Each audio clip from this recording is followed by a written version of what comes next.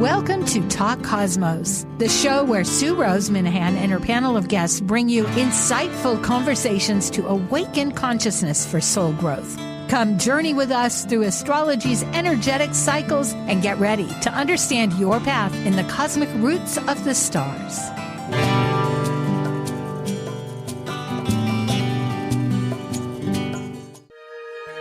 Understanding the cosmic energies influencing our consciousness by the 4 major moon phases for the month, this is your Kaleidoscope Visions Panel. I'm Sue Minahan, founder of Talk Cosmos since 2018. I'm an evolutionary astrologer, consultant, speaker, writer, vibrational astrology student, Dwarf Planet University graduate, Kepler Astrology Toastmasters Club charter member. I have a fine arts music degree plus a certificate in jazz. I'm an artist, musician, and certified color energy life coach. Especially, I love mythology and esoteric philosophies. I'm Amanda Pierce. I'm a soul-centered astrologer, blending intuition into my practice. I believe the universe is always working for our highest good and seek to empower my clients in our readings. I teach a 4-week series of empowerment-based meditation classes that connect you deeper into your own intuition and innate power. I work in communications with a passion for employee experience. I also have a BA in psychology. I'm passionate about healing and enjoy helping others create new realities and shift old paradigms. And like the Sufi poet Rumi says, you are the entire ocean in a drop. We're shifting gears a little bit with Kaleidoscope Visions, and we're going to be doing this Moon Power series for the rest of the year, where we look at the upcoming lunar cycle each month. So we want to give a lot of thanks to everyone who's participated in our transit readings since August of 2022, and we're very grateful for all of your participation and how it's kind of helped our listeners. Yeah, we do appreciate it. It's been 2 years. Amazingly, that we've been giving these transit readings. But life has a new dimension, and I think everybody will really relate to this because our new idea is that we are using the lunar phases. There's 4 primary ones, and they illuminate the changing process in our consciousness. From the forever, humanity, way before the spoken word, has looked at the moon to tell it about agriculture, how to migrate. It's and there are phases. Go ahead, Amanda. You could say that it's even built into our DNA potentially. I mean, it's so ingrained in how humanity has evolved throughout the years. Yes, indeed. And in many cultures, they have names. It was their seasonal time. It's quite exact. This calendar of time, every 29 and a half days, there's a new, it's a cycle. It's actually between 28 and 29 because in one way it's 29 and a half days from one to the next. And then both of them, the moon and the sun are luminaries. That means that we call them as planets, but they're luminaries. The moon reflects the light of the sun, and the sun is a star. It emits light. Now, all this is basic to many, but it's nice to review a little bit of the fundamental ideas. And one of the ways to look at these moon cycles is the sun emits this beautiful bright light, and it's kind of the equivalent of spirit and of our spiritual journey, but it's so hard to see sometimes. And so the moon provides a reflection of that sun's light and gives us a little bit of space to actually view it and see it in a digestible way, in a way that's not going to blind us. So that's how we kind of use the moon cycles really to help us integrate our lessons. That is perfect. It begins with a new moon. It's new beginnings. It's a seed point. They're at the same degree, but we can't see the sun because the earth is right in between. Yeah, and here in the new moon cycle, we're acting a lot from instinct, and it can be very subjective. We're still taking in a lot of new information. And at the first quarter, you'll see a half moon, and it depends where you're located on the planet. It'll either be the right side above the equator or on the left side below the equator. And on the equator, it'll be above or below. So, yes. Yeah, and the light's starting to increase. So we're starting to see things come forward and come in, and we're taking action based on that. And it's an outward yang-based action. So we're taking action out in the world, and based on the information that's coming in with that light. And it is called crisis and action, differentiating from the third quarter, but we'll get there. Then the moon has progressed, it wanes to the full moon, where you see the entire full moon, often for 3 days. It seems to hover there. And so we have like full illumination. And so this is like a full exposure of anything that's going on. So we have a lot more understanding at this point, and new perspectives can come in. Exactly. Now I put new seed point, but I think I will edit that because I was preparing a lot of this. But it is where what we have progressed, it has illuminated, and we have the choice whether to keep it or prune it. You know, whether we're going to progress with it or it's just not working the way we want it. And of course, they're in the same degree, but they're opposite signs. On the equator again, I don't know why this got out of order a little bit, but this is showing you where if it was, well, it's full moon, but if it's a half moon, rather the half moon, it would be below or above the equator for the graphics. For the third quarter, it's a crisis in consciousness rather than the crisis of action, because by this time we have developed this seed development. You know, a moon travels, well, we'll get to that. It's pretty quick. It goes through all 12 signs in a month. So this is another action point, but this is inward or yin action. So we're taking all the learnings that we've had so far with that full illumination from the full moon, and we're starting to integrate them. And so the dark is starting to come back in, and that's a very yin thing. So that's where we're starting to integrate all of that light. The light is decreasing so that we can process and integrate. And it's also a period where we're starting to gestate for the next cycle. And the seeds are starting to come forward in our consciousness, even if we're not really aware of it. Good point. Just as we're doing now, really, it's a process that we're preparing because the new moon will be in the following week. The moon itself involves our emotions. And as you had indicated, Amanda, it's the past, it's our history. It's a whole cycle. It's processing. It's so personal. And it's our needs. What makes us safe? Yeah, and it's very emotional. So this is an emotional process, and emotions often tell us a lot about where we are in our journey and where we may need to shift some things.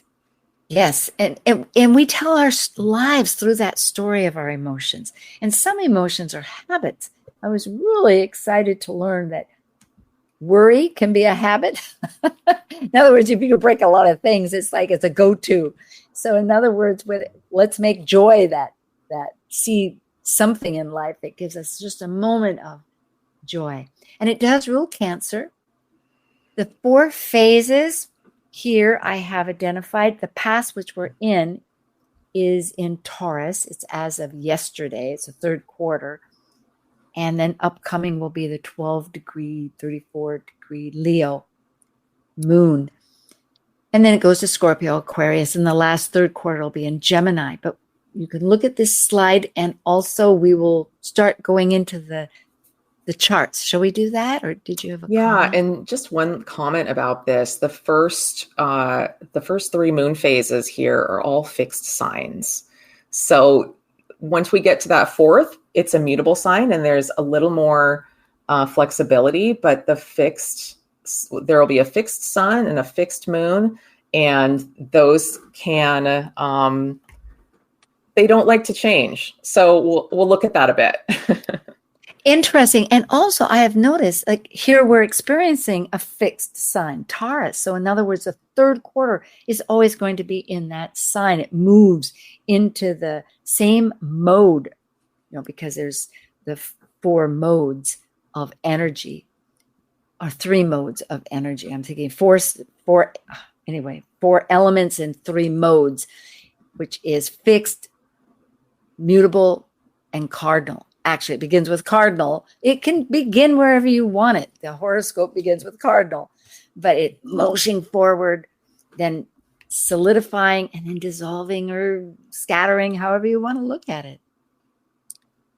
The aspects, we have two, the hard and the soft. Hard is what we call it in astrology. It's action-oriented, squares. And soft is flowing, like a trine, it's 120 degrees, or sextile connected. 2 points to bring out for this month, which are very important. Ceres, a dwarf planet, is in a toggling between the nodes of the lunar nodes. And Ceres is what many call the higher octave of the moon. It has to do with nurturing, but it's out of bounds. So it's how we nurture ourselves. Mm-hmm. Yeah, and Ceres has a lot to do with where we have a sense of deep loss in our lives and a sense of grief because of that loss. So it can be quite emotional. It also relates to the moon. It's the higher octave of the moon, and it being out of bounds. There's a lot of opportunity here to do things a little bit outside the box, because out of bounds, it's outside of its normal structure. And so it has a lot more freedom there. And so we have a lot more freedom to think about things a little bit differently and process a little bit differently. Yeah, out of bounds is actually beyond where the sun's path is for those folks astronomically. Mercury is also a contender here, because Mercury is doing one of its 3 retrogrades, and that will be starting after the full moon, beginning in the first quarter through into the third quarter. So these will be continuing. Mm-hmm. And even in the new moon period, Mercury is actually stationing to go retrograde. So we've already kind of started that process. So there will be that theme of extra reflection during this new moon period, or this lunar cycle. We'll start now with a third quarter. And this was from the Cancer new moon, which is not in a cardinal sign, but it is in the fixed. We're in a fixed point of, like you could say, survival and self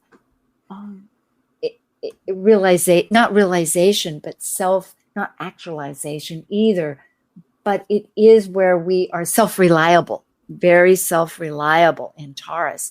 And it is at gestation time.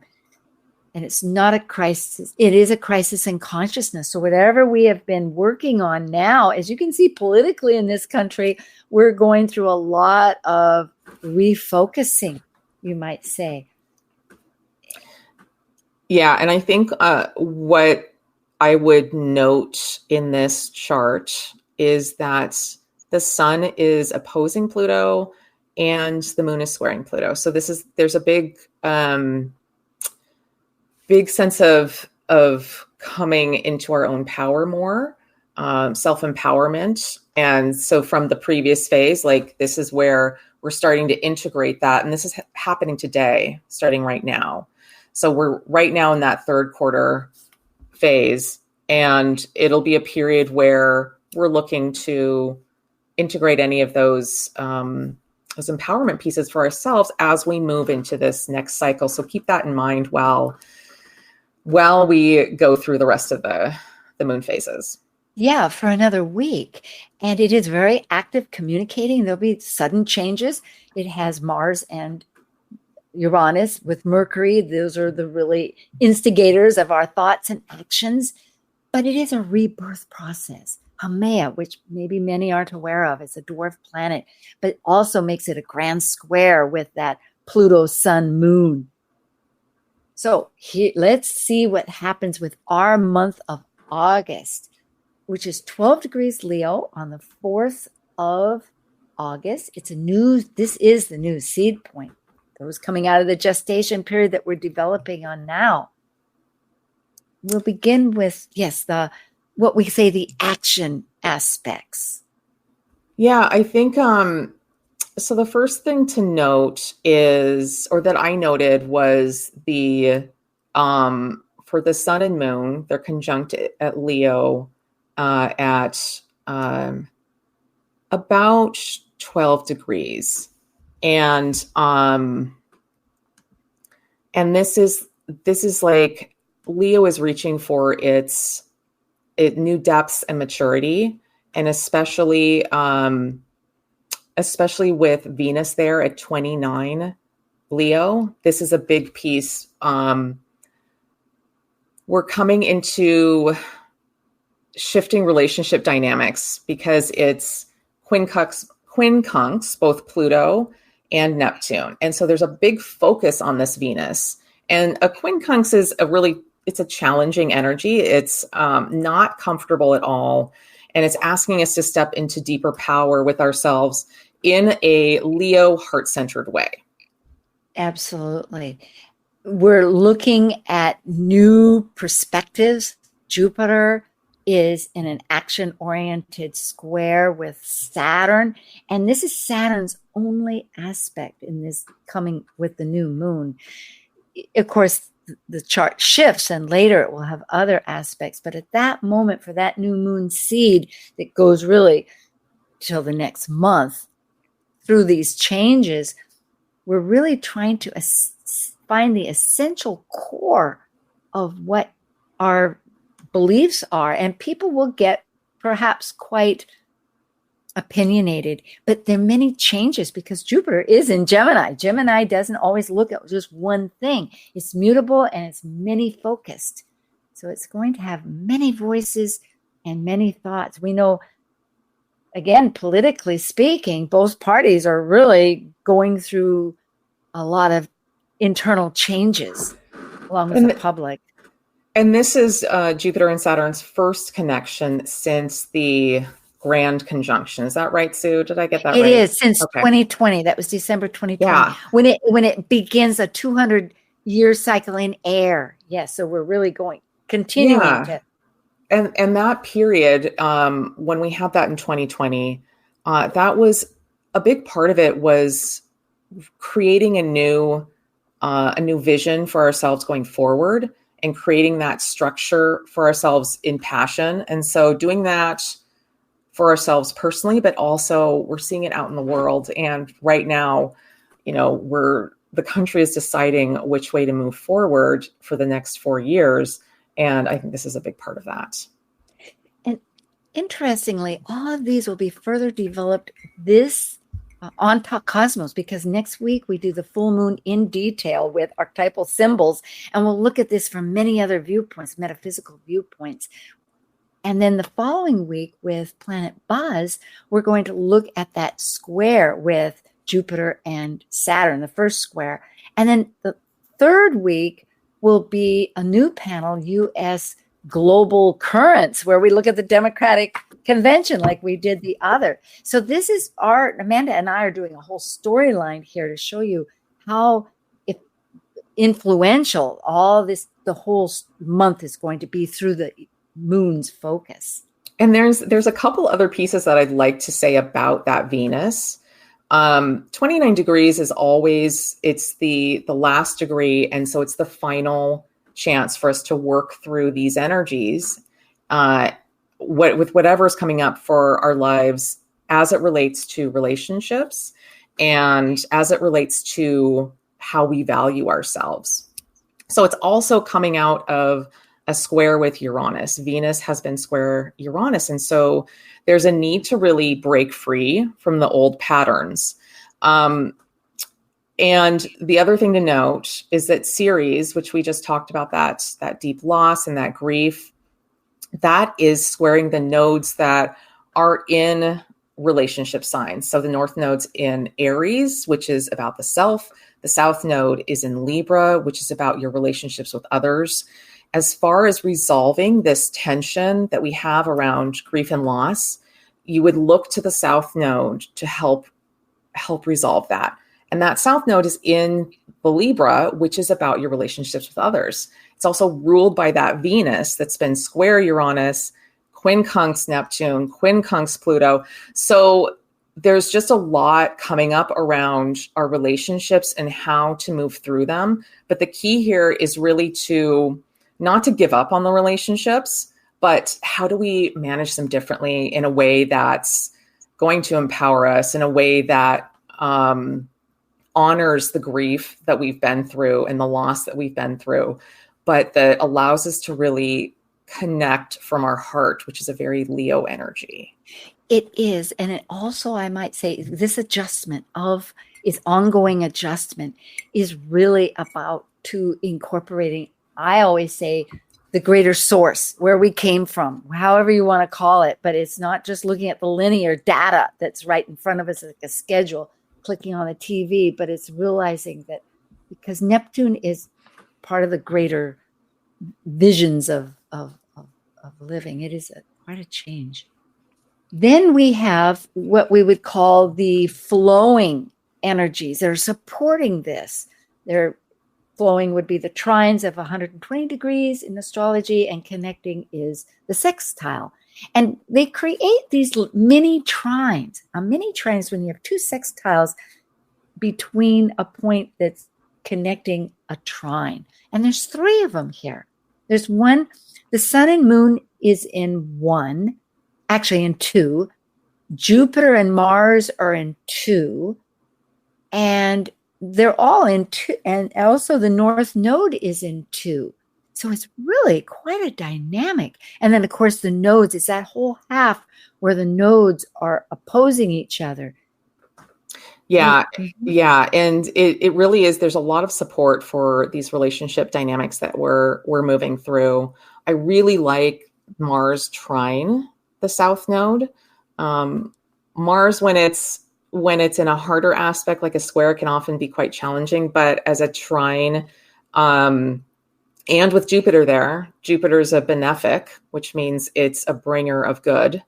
The trine allows for a lot of flow of energy and support and a lot of focus in these areas. So you're probably not going to miss it in your life. You know, what I love too is that Mars Jupiter in Gemini is in what they call a point of Thales. He was a wonderful mathematician way back at BC. It was BC, I have to check, but it's very constructive. And it's where there's an opposition, such as the nodes, and a sextile and a trine. So with this toggle, this dynamic, we're going through this combustive, Mars is energy and Jupiter makes it big. So whatever we're doing, we can really prune and work through to continue to, as we progress to the full moon. Yeah. And just to note also, all of these energies we've just talked about, just to reiterate, this is the new moon process. So there's no light that's come in at this point. The light's starting to increase. So we're going to be working it kind of instinctively at this point and just going without full information. But this is the platform that we start with. Well, particularly too, because as you said, Mercury is stationary in Virgo, which it loves. It loves being in Virgo, which is very analytical, detail oriented. It can take all this information that both Mars and Jupiter are getting tossed at, which can be quite overwhelming, and sift through it and begin to focus. And it is looking in a supportive way to Ceres. So it's helping us figure out, how can we nurture ourselves? How can we get beyond some of the grief? Part of the world is in huge grief. We can't all think of roses without those thorns. If we look at the Middle East and those countries that are having really strong troubles, but perhaps this will help the nations come to some understanding. I don't know, but I can always be hopeful. We can definitely be hopeful. And like this Venus in Leo, which is so prominent here in this chart, it's about how do we move forward in dignity in our relationships. That's a big Leo word, dignity, and just looking to like how do we want to redefine our relationships so that they are more heart-centered. And dignity for all, because that Venus that was so challenged, you could say, with the hard aspects, is now in this beautiful trine with Chiron, along with Vesta, our hearth.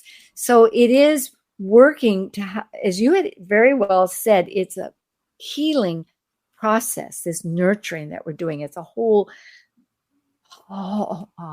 hologram, you could say, of energies that are colliding together in this mix, like a beautiful fire. Well, Amanda, we have time now for a little break.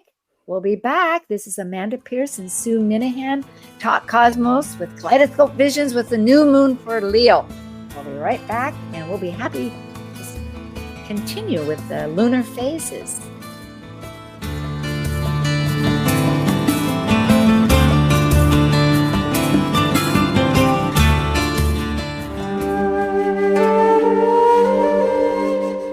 While we take a break from this week's edition of Talk Cosmos, let's take a look at this cycle's archetype.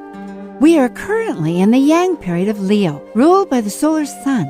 Having departed from a cycle based on the internal process of emotional attachments requiring security and safety, the energy of Leo externally manifests our legacy through children and artistic creations. As a fixed Yang fire sign that desires to ignite actualization, Leo the lion takes the risk to generously exhibit love and welcome all to share their stage with joyous pleasure for living life. This is Martha Norwalk. Every Sunday morning, beginning at 9 a.m., thanks in part to NewProSupplements.com, we cover the world of animals. This week, August 4th, is Shelter Rescue Sanctuary and anything that helps our animal friends Sunday. We'll check in with Meow.Cat Rescue, Help Animals India, and Beth and Merritt Clifton from animals24-7.org. Plus, we'll find out about the events coming up at the Ananda Institute of Living Yoga. Martha Norwalk's Animal World, Sunday morning, 9 a.m. to noon, right here on Alternative Talk, AM 1150. Talk Cosmos brings insightful conversations to awaken consciousness for the soul growth with hour-long programs every Sunday at 1 p.m. Pacific on KKNW. Talk Cosmos weekly programs are also available to watch live on the Talk Cosmos YouTube channel and Facebook page. While you're there, make sure you click the like and subscribe buttons so you get the full Talk Cosmos experience. Or if you'd rather listen to the show archives with audio only, the entire podcast collection since 2018 is available on most podcast carriers. And to find out about upcoming programs, sign up for the newsletter at talkcosmos.com. So grab your coffee, tea, or kombucha and enjoy the show. Tell your friends about Alternative Talk 1150. Hi, well, we're back again. And I just want to say right away that this week we have a birthday coming up for Amanda Pierce. Happy birthday! Thanks, Sue. What a nice birthday wish. Yeah, and Nathan chimed in with his ever-loving horn there. I love it. Yes. Yeah. So here we are. We have Amanda Pierce. You can contact her at Amanda Moon Astrology at Gmail. She's working on that. She works all the time, but she's working on her website too. And I am at talkcosmos.com, and you can always sign up for the newsletter and keep in touch with us and our new panels. And thank you for subscribing to the new panel is right here, U.S. Global Currents. We did one on Republican Convention, and we're doing the next one on the Democratic Convention. That'll be on the 18th of August. So thank you for signing up for the newsletter and following us. Here we have the first quarter of the lunar phase. That's a crisis in action. So after this full moon, a new moon, we have Venus that is now a singleton. There is not one, after all of that, with the full moon, it must be in hibernation, or not hibernation. The singleton can do whatever it wants, but it just can't relate to anything. So it's really working out. This is a major aspect. And right, exactly. But the one big aspect it does make is a beautiful trine to Ceres. So Ceres we've talked about in the last chart, and Venus we talked about in the last chart, and here they are working together. Yeah. And so a little more connection on and recognition on what those areas of grief are that we may be working with here. Oh, I'm so glad you brought that out. So Ceres that's still, and in fact, coming up, it's in this very close T-square. All of July, it was within a few degrees orb. In August, the entire month is going to be exact. Most of the month, it's going to be at 8 degrees and then goes to 7 degrees, and so will the nodes. So here, this week, Venus we've really been working a lot on our values, our purpose, and our meaningfulness. And how are we going to direct this glory of Leo that wants to create and learn how we're nurturing ourselves? It's going to be a very... Yeah. Yeah. So the light's starting to come in with this first quarter moon, and we're starting to see what's coming forward, and it's time for us to take action, like outward action, yang action in the world. And you can see here that the moon is opposing Uranus and the sun is squaring Uranus, and that's going to bring a lot of discomfort, a lot of potential surprises. It may keep us on our feet this week, or on our toes. So yeah, it's be open to new developments happening that you weren't sure were going to be there. This can bring a lot of like really vibratory energy into our systems. And whether you experience that as excitement or you experience that as anxiety, those two energies are very, very close. It's just, that's what this week is going to feel like. And there's going to be a bit of discomfort. There's going to be a lot of movement happening. And so just remembering to flow with it as much as possible, take action where you can. And perhaps too, it's the moon, which is that anchor of our emotional, our habits, our home, our foundation in some ways, in many ways. And our story is in this supportive flow with Saturn that regulates. They're both time oriented, the moon and Saturn. One is a process, the moon, and Saturn is like endings and beginnings. So we can find our boundaries. Perhaps that'll be a very helpful grounding mechanism. I love that trine from Saturn to the moon. Yeah, very helpful and supportive. You may have like an elder or an authority figure come forward this week to kind of help you with in these areas that are coming up. But yeah, it's here to kind of support us in being in the flow, trusting our intuition, and kind of just allowing ourselves to feel our way through things, because this moon is really, there is some discomfort. There's discomfort from Uranus, but it's also quincunx Chiron. And so that's a lot of discomfort as well, and some wounding that may come up for us. And we may feel that emotionally. The sun is trine Chiron. That's beautiful.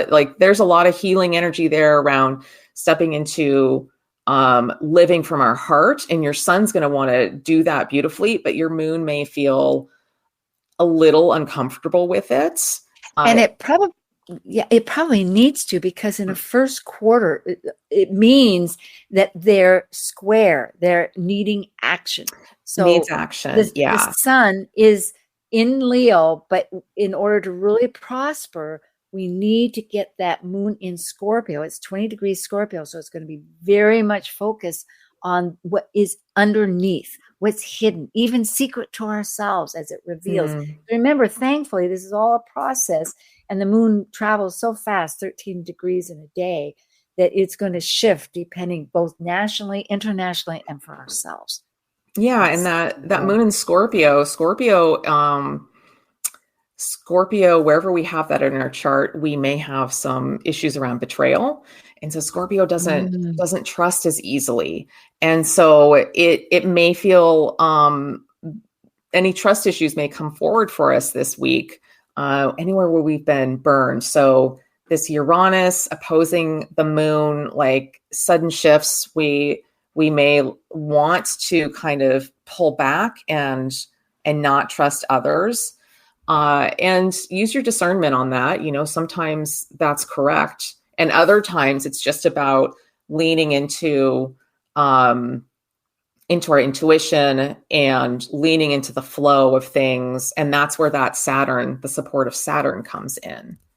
I have a question, and I suppose it's fair to ask, but because I haven't been really keeping up with some parts of the news, but for the Republican convention that just was finished, are they still happy with Vance, or that might be a possible shift? Talk about betrayal. You hire somebody in a sense, and then that's a good question. I mean, yeah, who knows what this roller coaster political system is going to bring us? It's very true.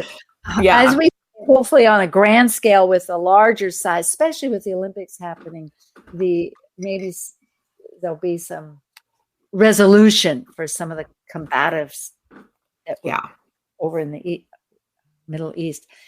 Here, the moon has transited from its quarter, when you see it, it's half full, to being completely full, where it's reflecting all of the sun's light. It's Leo light. And it is in Aquarius. It's always in the opposite sign. So that's going to be at 27 degrees, Leo, 15 minutes, which is close to what Regulus was. But however, Regulus is now the fixed star. The the heart of the lion is at 0 degrees Virgo, but it's relatively close. So this full moon has a lot of depth just from that standpoint. And it's conjunct. Well, of course it is, because Mercury is retrograde, but they're really close. They're like, we didn't mention it. We didn't mention it in the last chart, but Mercury had turned retrograde, and here it is, very close to the sun.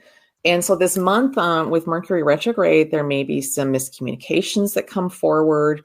So pay attention to that, and that may play heavily into this full moon period. You can see also the sun and moon are both square Uranus here, and at the same degree, like very close.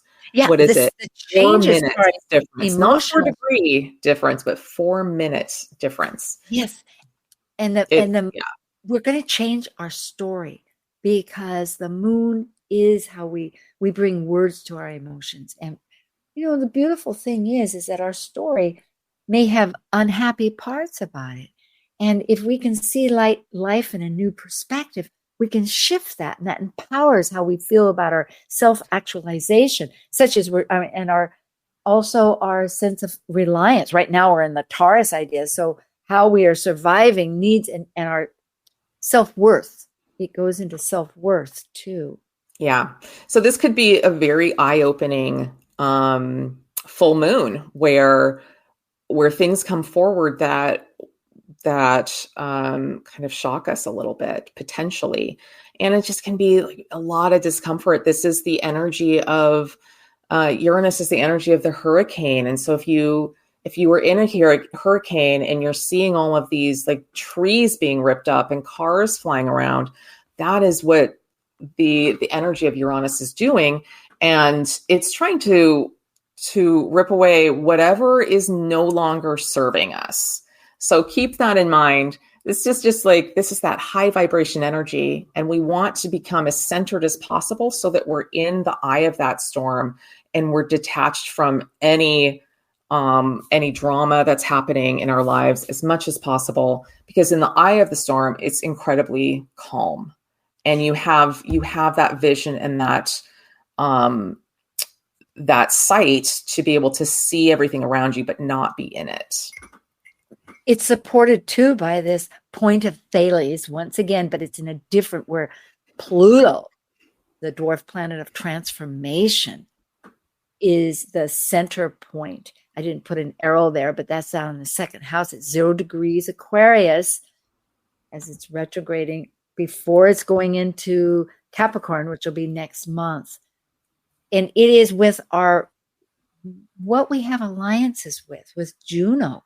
She's the asteroid, the goddess of our relationships and marriages and what we have strong alliances with, and perhaps releasing that because it's South Node, and which is in Libra of our relationships, but it's opposite Neptune, so it's dissolving. Neptune dissolves things, and it brings things perhaps, therefore, a sense of confusion, but out of it, we have really polished more our relationship. And again, I keep going back.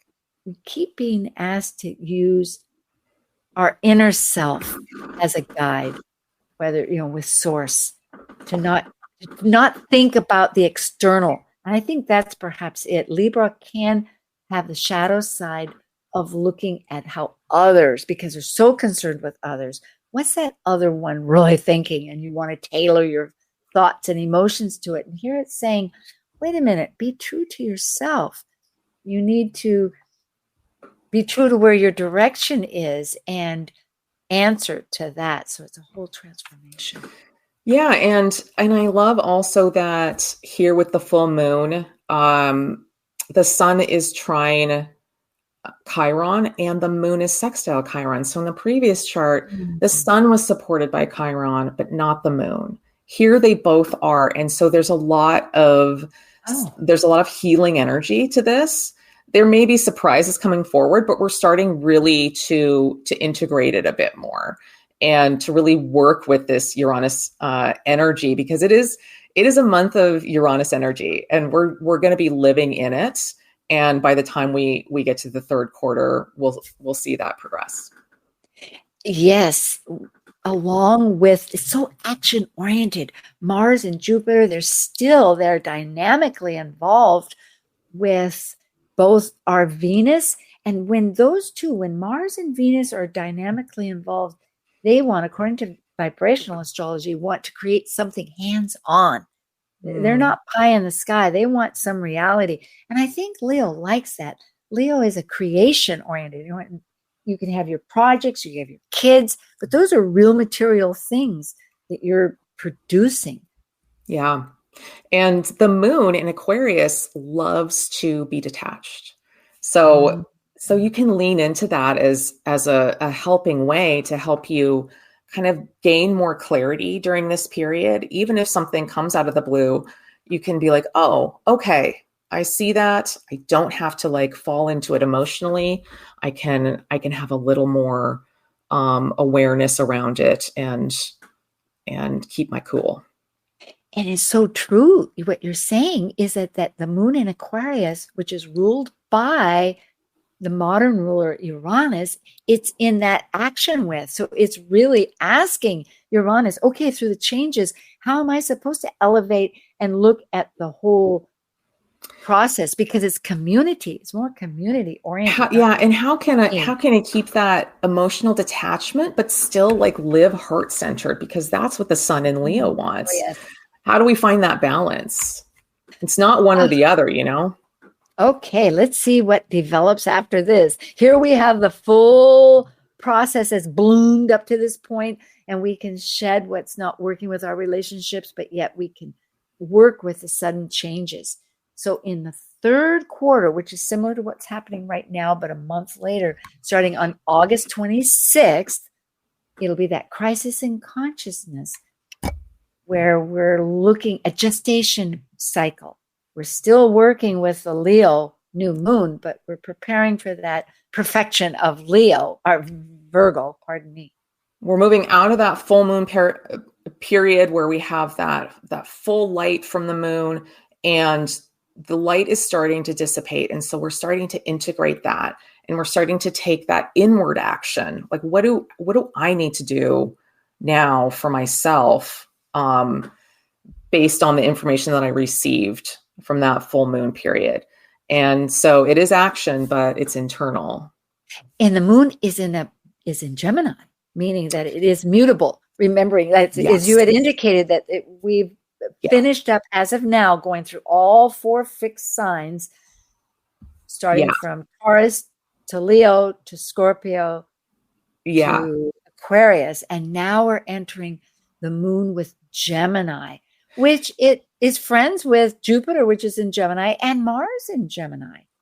Well, and the moon is in this chart conjunct Uranus again. So again, Uranus is in here, and Uranus is square the sun. So, we're really working this this energy around breaking free and releasing anything. Like Uranus is pulling it up and out of us to be released.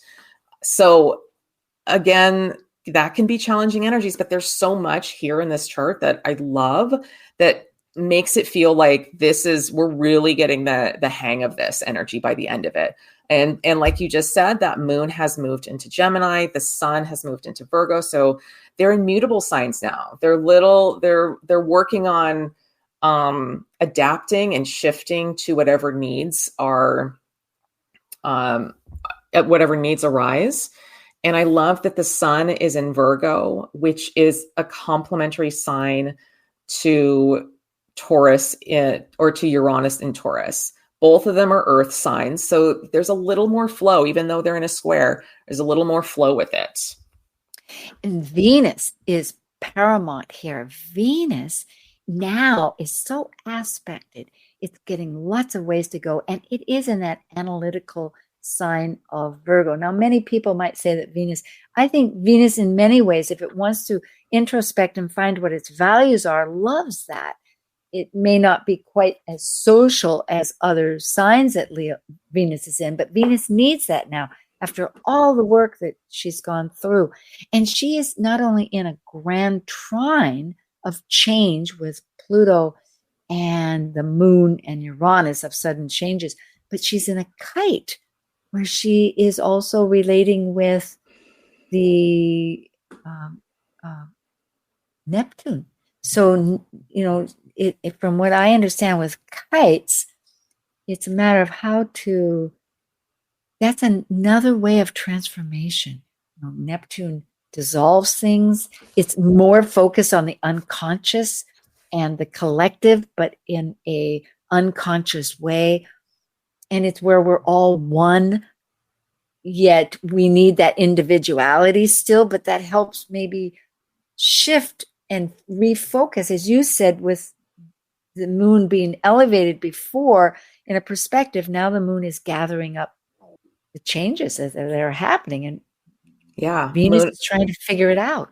Moon in Gemini loves gathering information. It just like eats it up. So there's a lot happening here, and I love that in the new moon we saw Venus at 29 Leo, and now we've got Venus at a late degree 26 Virgo. So it's moved almost a full 30 degrees on, and like we said, that Venus had a lot of challenging aspects to it in the new moon. Here it's opposite Neptune. It's trine Pluto. In the previous chart, those were much harder aspects to deal with. And here it was square Uranus before, and now it's trine Uranus. So we're really working with these energies and learning how to like integrate them better. Virgo is such a sign of humility, where Leo, that's, it's a little bit more of a challenge, but this is the evolution of the signs from Leo to Virgo. So coming more into humility in our relationships and willing to take the steps and do the work to grow, that's very Virgo.